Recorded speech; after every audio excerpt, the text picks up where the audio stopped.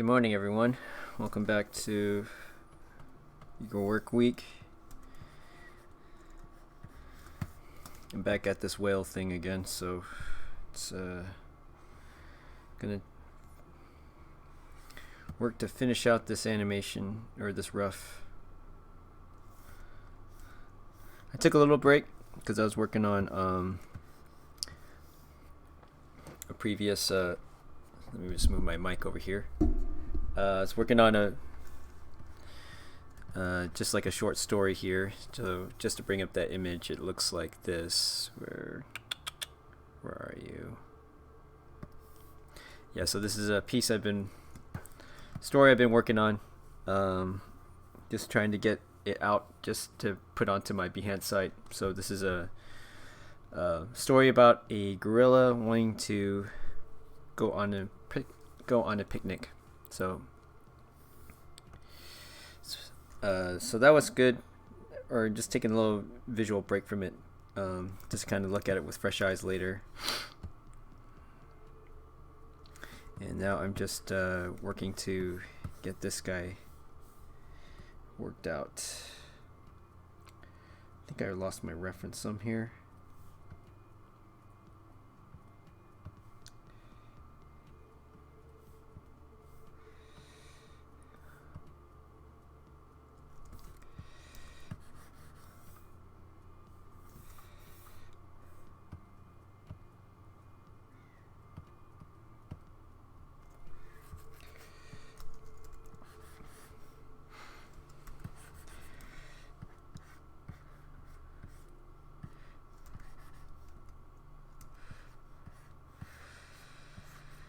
So I had a good weekend. It was a little bit tiring on Saturday, on the last stream, so kind of recovering from that.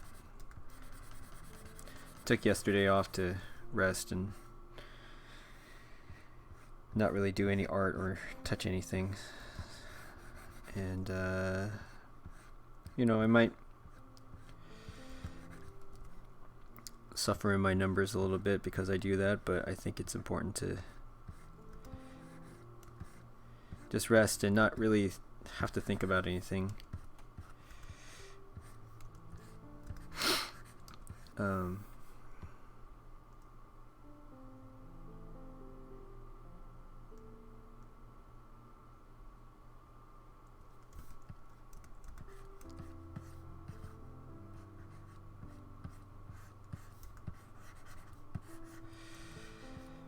So one of the things I did was I was watching this new, or not new. For some reason, I was in the mood for watching like an Asian movie, so I watched Mr. Sunshine. It's a Korean drama, but it's a period piece which is set during the time around the late 19th century, where Korea is being occupied by the U.S. and it's a pretty interesting piece. It stars Byung Hoon Lee. He's played Storm Shadow in G.I. Joe. So it's always I was watching it with Owen yesterday, and I was telling her it was interesting how I like seeing foreign actors who are normally typecast in Hollywood roles to be able to act in their own native language, and it's because I feel like they're more comfortable in their own language. It feels like you can kind of see more of their natural acting ability and not have to worry about their broken English and whatnot. I remember seeing the movie JVCD starring Jean-Claude Van Damme, and that's I actually really enjoyed that film, and it's kind of like an intro. It's kind of a weird film where he's just like, it's about just him just reflecting on his career. It's a fictional movie, and there's like a fight scene in it, but then all of a sudden he like stops and then like reminisces right in the middle of the film. And so there's moments like that where it's just like it's kind of weird, but I like it, and I just think it's interesting. And a film like that isn't gonna, make it's not gonna be a blockbuster, but it's still something that's like very interesting to watch. Yeah, it's a little bit loud.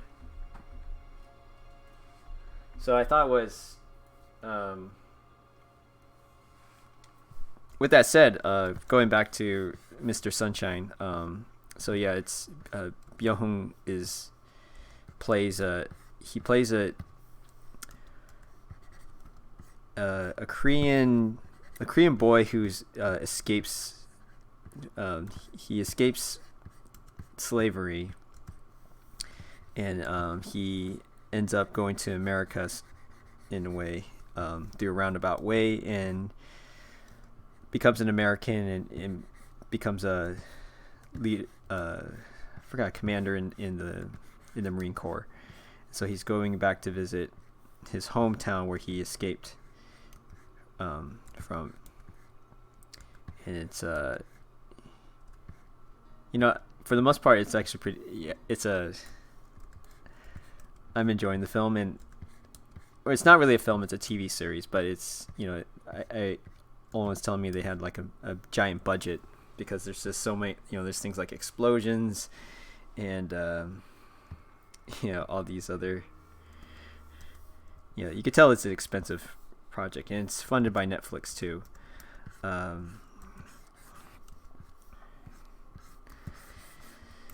But the story, yeah, it's a very interesting story, and I don't watch a lot of K-dramas, but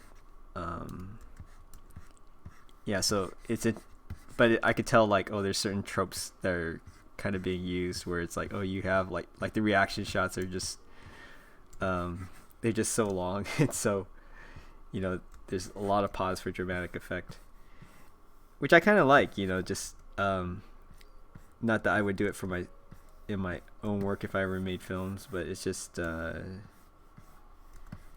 it's just something different. At least to me, I'm appreciating it because I like seeing things done differently in that way. And in contrast, we actually we watched one episode, and then after that we're like, it's like before we watched it on Saturday, I believe,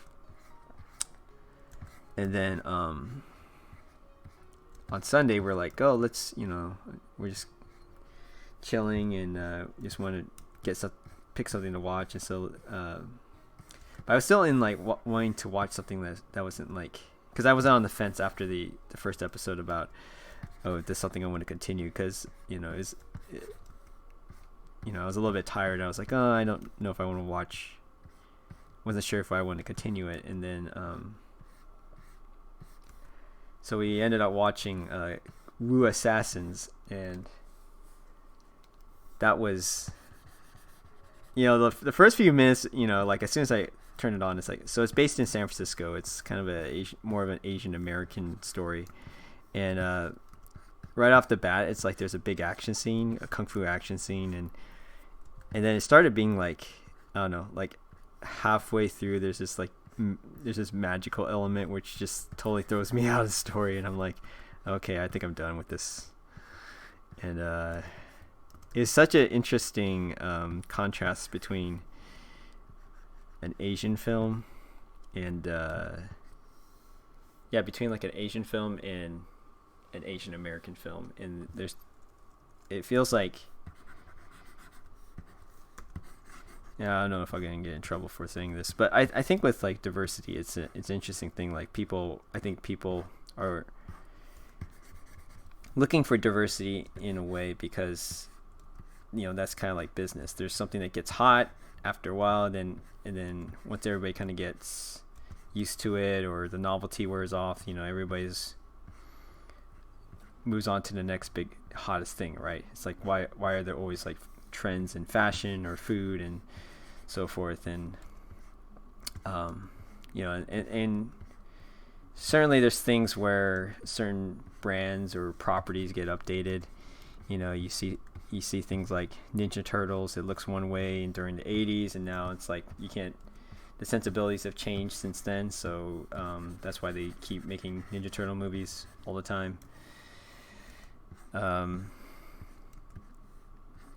so with regards to diversity in films, and particularly with like Asian properties, there's that desire to have more representation on screen. But then I think what's interesting about the Asian American experience is that it's not wholly like Asian. And even like say you go to China or Korea or Japan, it's like the foundations of their worldview are much different than what's in American. And so when you're making a film that's has Asian American themes, there is still that American element, the Western element that's differs a lot from say like a film from Hong Kong or a film from Japan. And I felt like I could see that a bit watching the Mr. Sunshine yesterday, and it just felt like I don't know, it just felt refreshing to watch that, just because like, oh, it's not about just you, like I said, like there's certain things in the film that that get more emphasis, and than you would see in a traditional film or a traditional Western film, and yet it's still interesting to see. It's not like it's bad cinema because of what they're doing.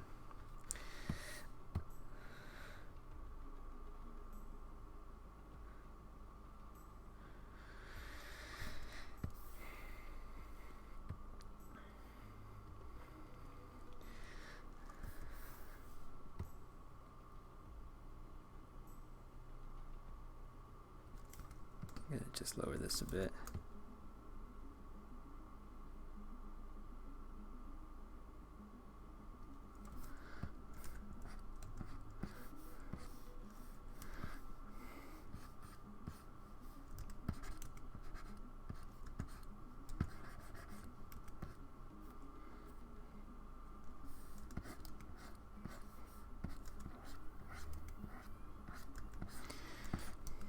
But that was fun to watch.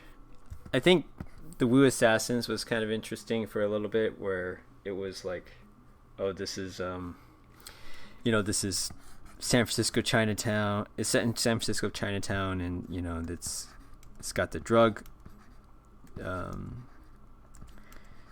lords and the triads involved and stuff, but I felt like the budget is kind of clear, like they didn't have quite as much of a budget as other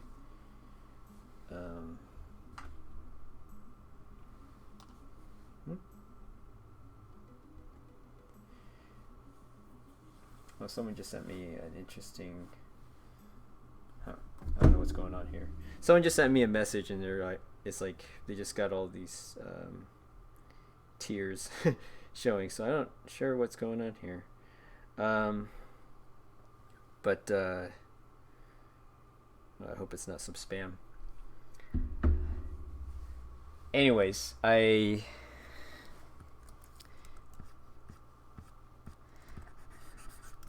it's set in San Francisco, modern day San Francisco Chinatown. It's like this chef who's trying to get he's just trying to live his life, but people are after him because they want something for him, because I guess he's the son of a mob boss or something like that. But the mob boss like adopted him, and yet they're still wanting to go after him for some reason. And there's this whole mystical element to it as well, that kind of like he's imbued with this, not to give too many spoilers away, but I don't know, I don't really care. He is imbued with this the spiritual, or the spirits of these Indonesian monks, I guess. Because for one thing, he it's called Wu Assassins, and then it's like, oh, he's like an Indonesian guy who I guess they imply he's part Chinese too in some way, but they he has the power of these Indonesian monks that helping him fight crime in Chinatown in San Francisco, and I'm like, for me, it kind of feels like it got the whole Chinatown narrative setting is.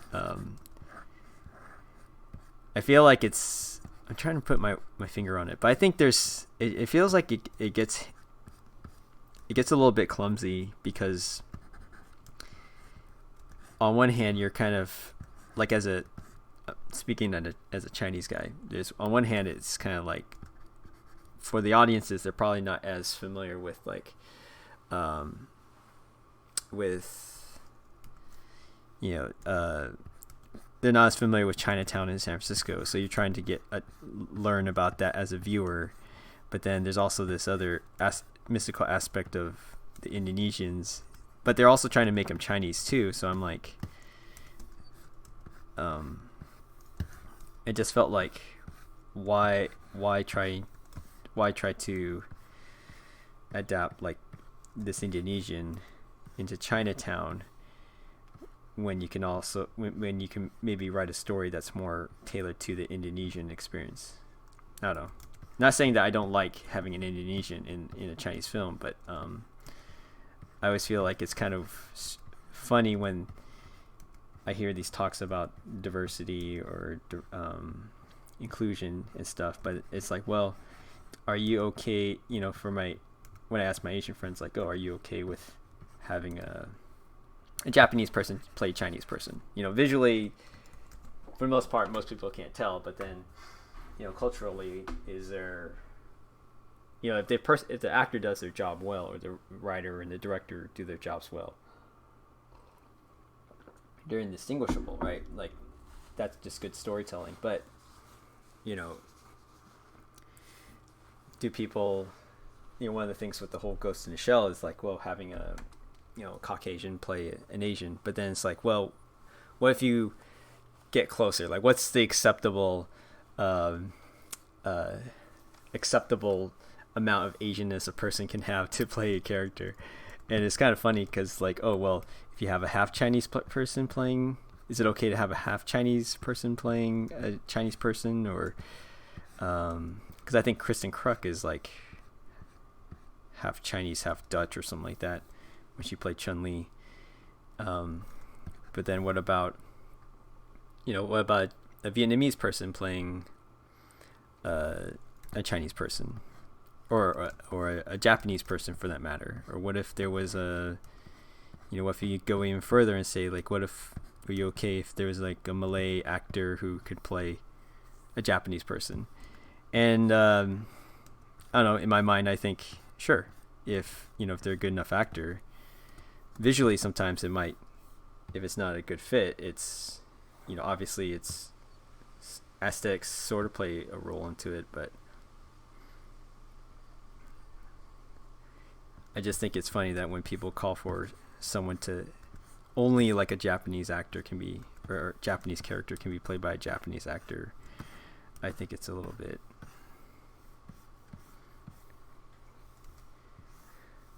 I think that's kind of not a good argument.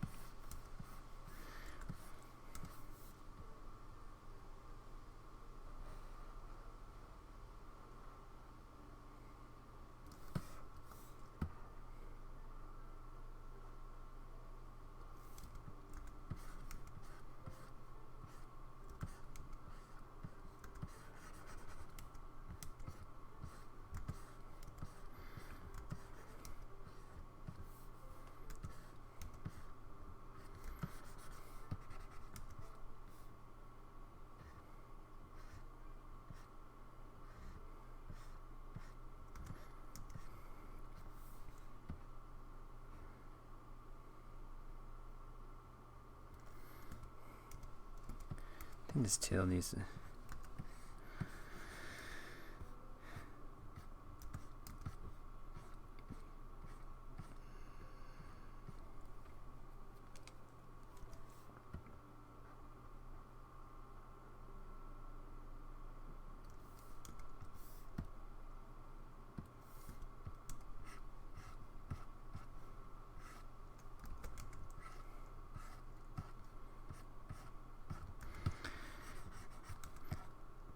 Well, that's sort of my rant for today.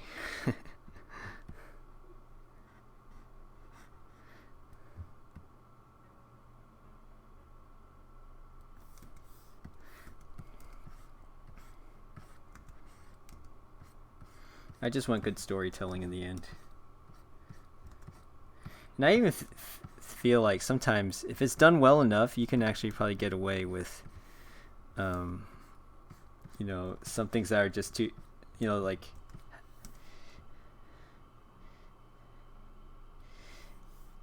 I still haven't seen that Ghost in the Shell movie yet, but I would imagine that if you that probably was a big distraction in terms of controversy, but I still think that you can make a fairly competent experience.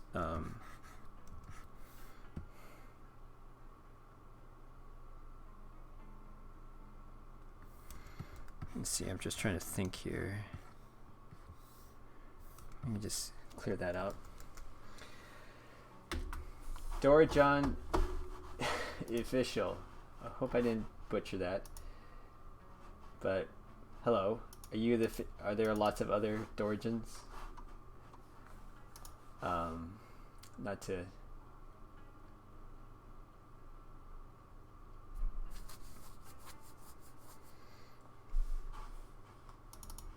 So you're online streamers. You're a professional streamer. Well, welcome. Welcome to Dorijan official.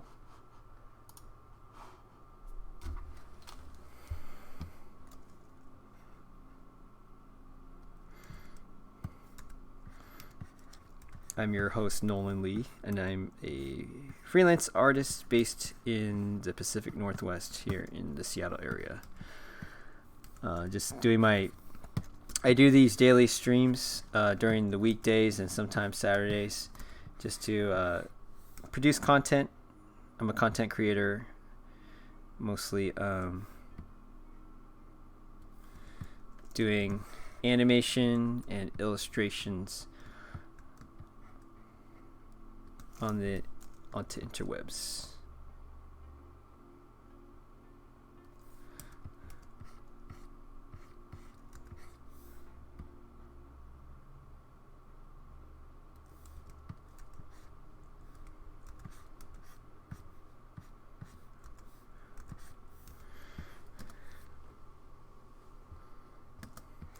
So I'm just cleaning up some things with this tail.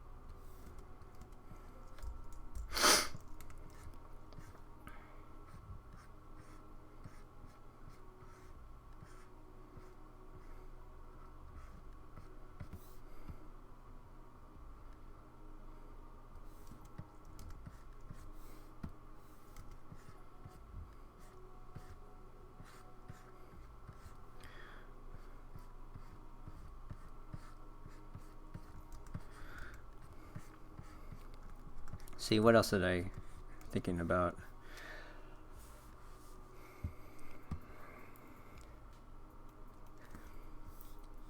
What else can I talk about today? Another headline that I saw, not headline, but I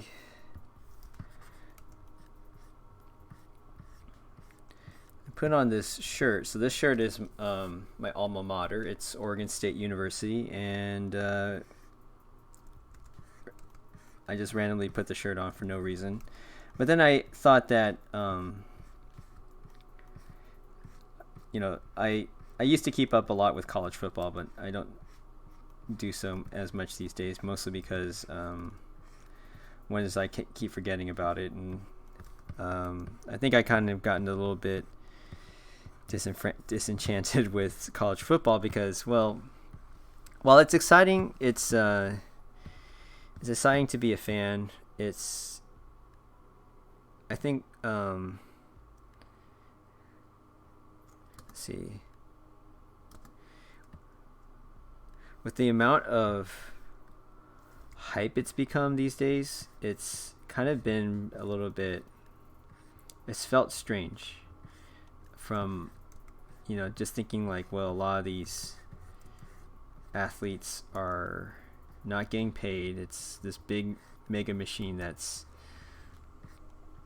you know, the NCAA is making all this money off of them, and it's, I'm not saying it's wrong to appreciate college football. I say go for it. I just think, like, for me, it's kind of just disheartening just to see, like, well, one is, and I'm not trying to be like all up in arms about it. I just think, like, for me, it's like with the limited amount of time that I have, I feel like watching things like professional sports to me is more impressive, because it's when you see guys in the NFL like trying to defend each other and catching a pass, it's like it's actually more impressive to me. And I know some people don't like it that much because of these are just, millionaires, just you're watching a bunch of millionaire divas, playing football. But I don't know, I still enjoy it. I think it's fun to watch from a prowess, from an athletic prowess point of view, because it's like you're watching the best of the best. Whereas with college football, it's kind of like it's like semi-pro. There's that aspect, and there's that aspect where it's like, oh, it's your college, But I'm from Oregon, so usually University of Oregon is the team that ends up just dominating Oregon State for the most part. And part of what helps with that is the CEO of Nike is a Oregon alum, so it's like there's no shortage of funds there from donation campaigns. They have like one of the in terms of the facilities, it's like top ranked. They were able to get to the national championship twice and not close it out. So it just feels kind of like you almost have to have a pretty. It's to me, I'm anticipating it's going to be harder and harder for a Cinderella team to really make it. Now you do have a cultural aspect of it where it's like if you're from the South, it feels like there's more of a culture to be able to support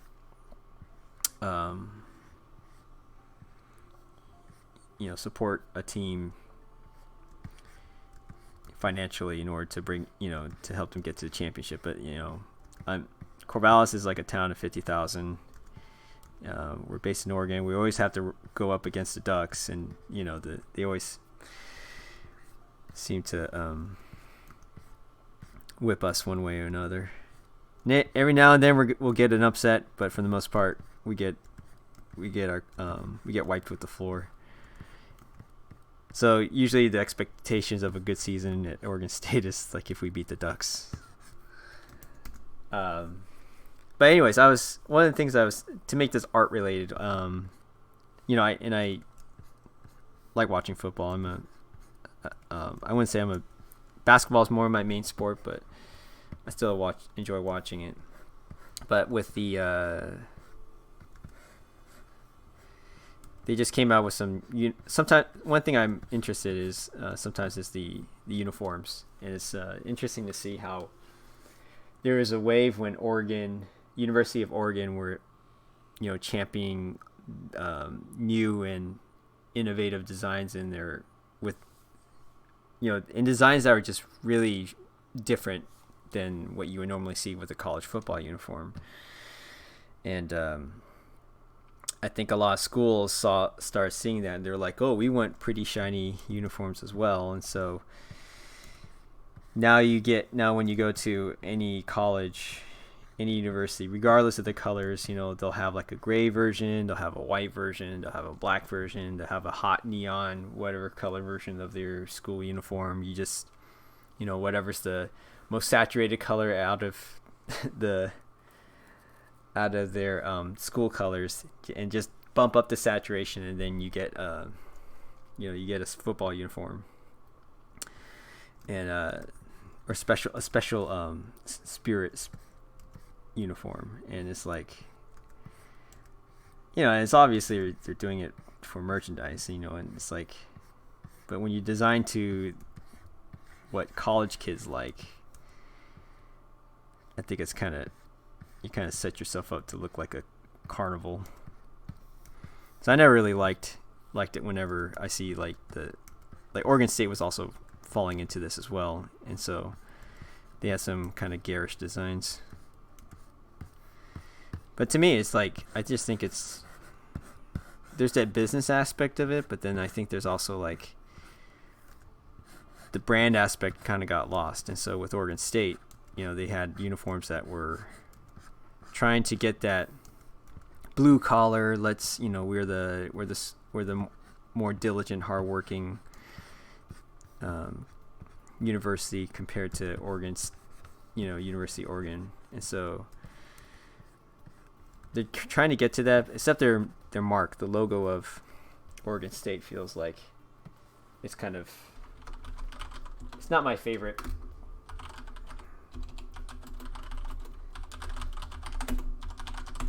I'll put this up just for the sake of discussion. Let's see.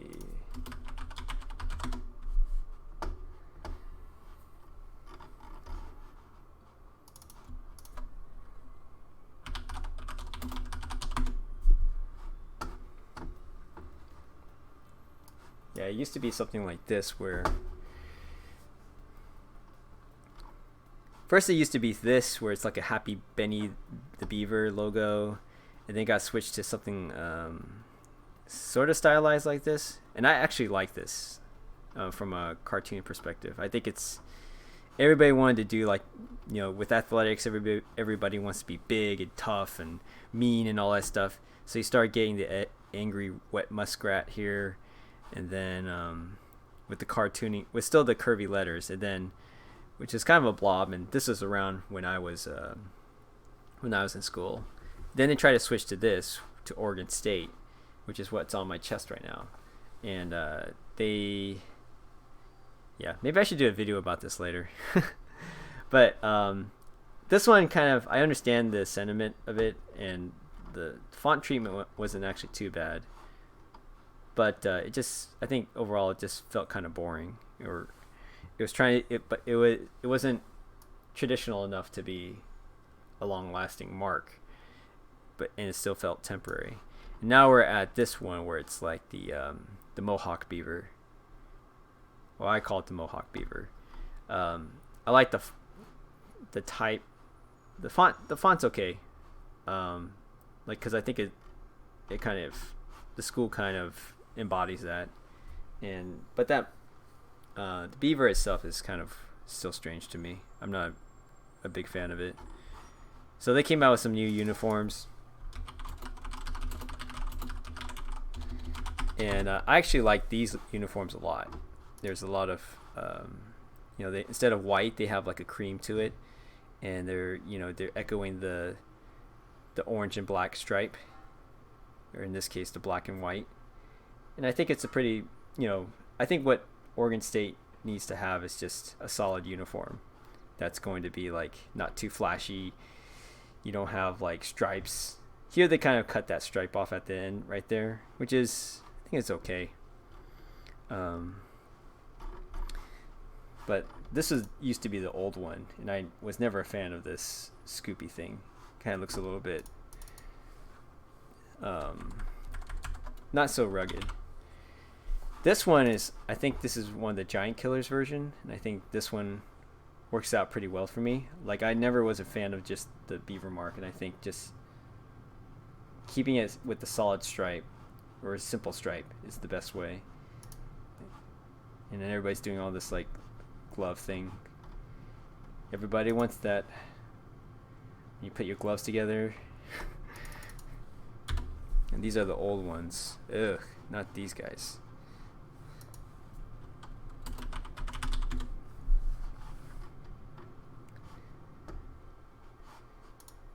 I mean, these would be okay if those, yeah, that tapering of the stripes here on the sides just kind of ruins it for me. So, anyways, that's sports for you. Big sports business.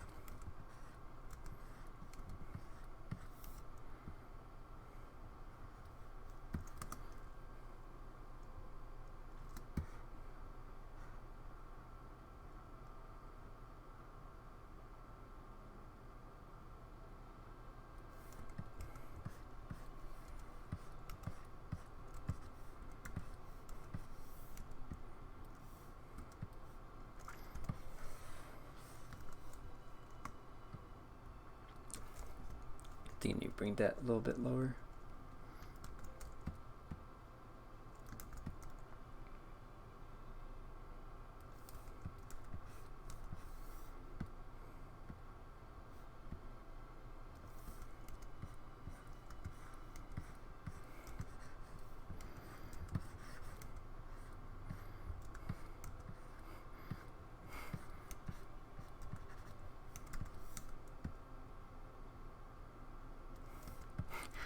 This music makes it sound like I'm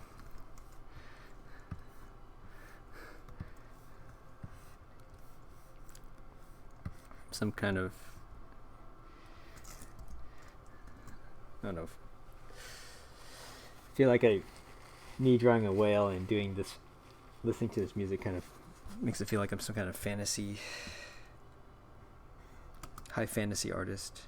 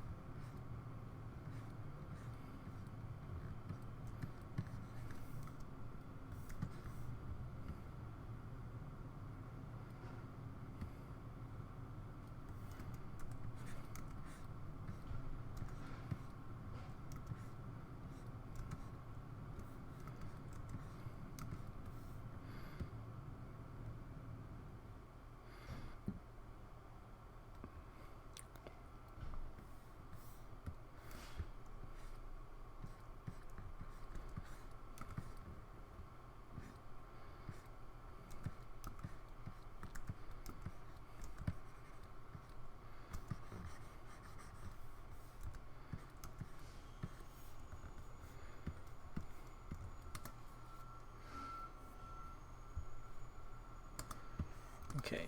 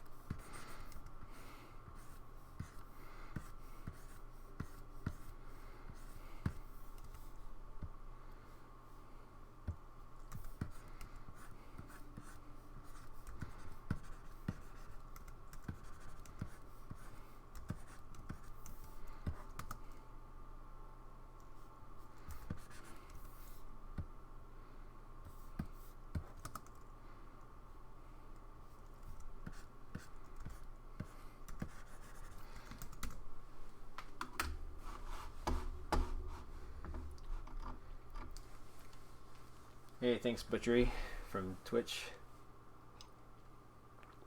Trying to be as smooth as I can. Just gotta clean up some of the stuff when I'm gonna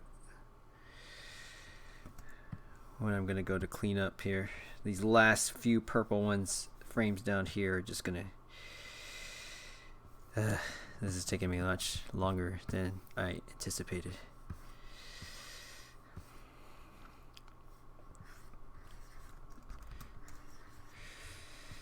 I don't normally do animation all the time, but when I do, it takes me forever.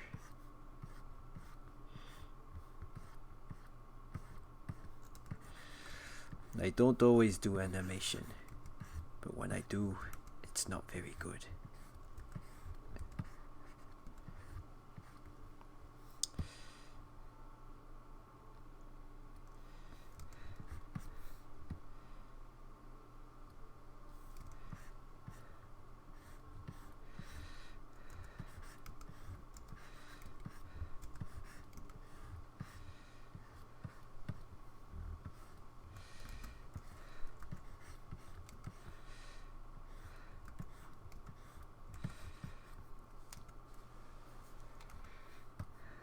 Thanks. I hope it's worth it. I think I want to do like a smear frame here. Let's make it really funky.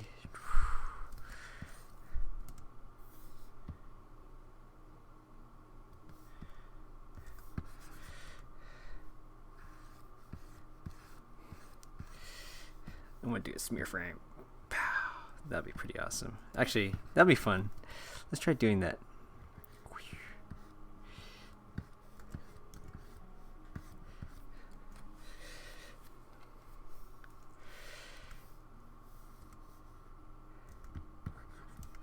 So this will be the eye here. This may look like chaos, and it is, but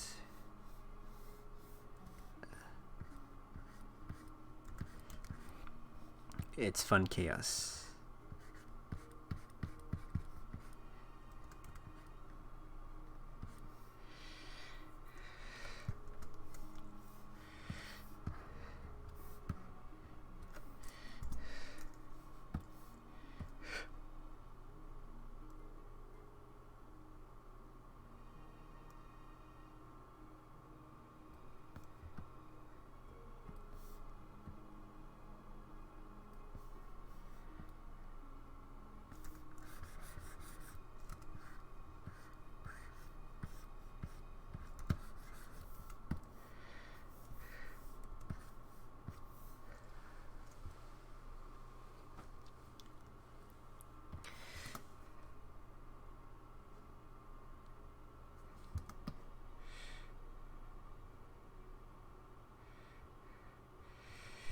Yeah, Photoshop is not designed to be for animation. In fact, it's probably not even designed. I don't think it was intentionally designed to be like a drawing program either. And I think it's. I was listening to someone about that. It was like, it's like artists tend to do things where they take the things that are not meant to be, that are normally meant for another purpose, and they do it for completely twist it to their ends. And so I think that's always kind of interesting, like things like Macromedia Flash, that was also not really intended for animation. It had animation features, and then artists go and muck it up and ask the developers to do to meet their demands.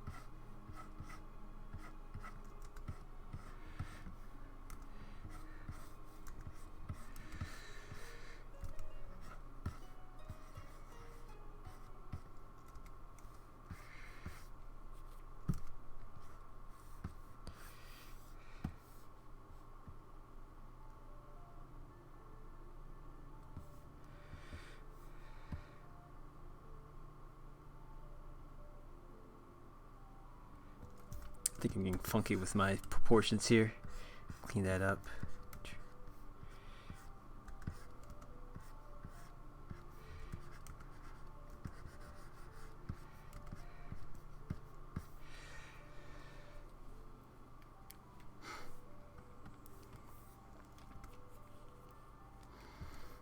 Yeah, thanks for jumping on to the Twitch. Twitch is a platform I'm not really as experienced in. I have YouTube, but it feels like lately Twitch has been showing me a bit more love in terms of people hopping on. I'm also streaming on DLive and YouTube, and I think DLive, the jury's still out with me with DLive. I'll still stream to that platform, but it feels like, I don't know. I probably should get a better understanding of the whole cryptocurrency or the blockchain that it's using. And I just feel like seeing how people try to make money on DLive seems a bit, I don't know, there's kind of this, I was reading up on some comments about how it's not really decentralized. So I'm kind of like, oh, wasn't that the whole point of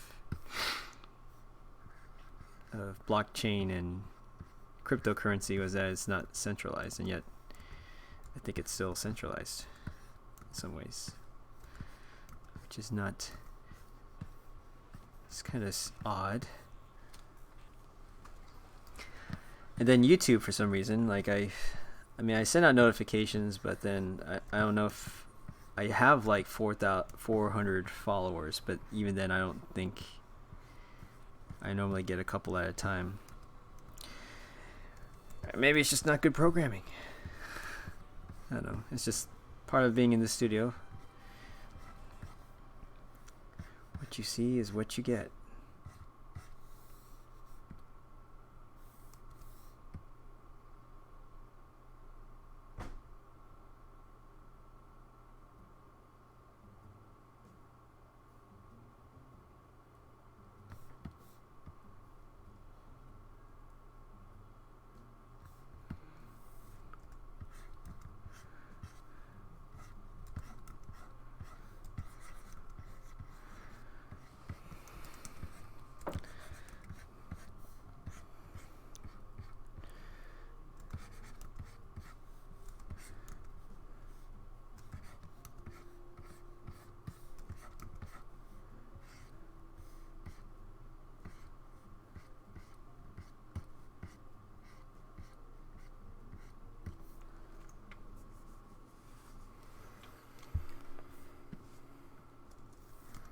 Should do a little bit of overshoot here.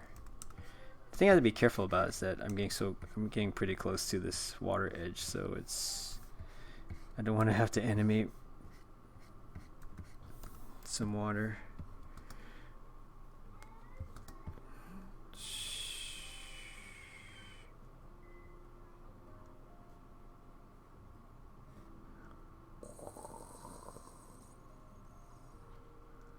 Or maybe I should change that to, yeah, I think I'm going to put that frame here.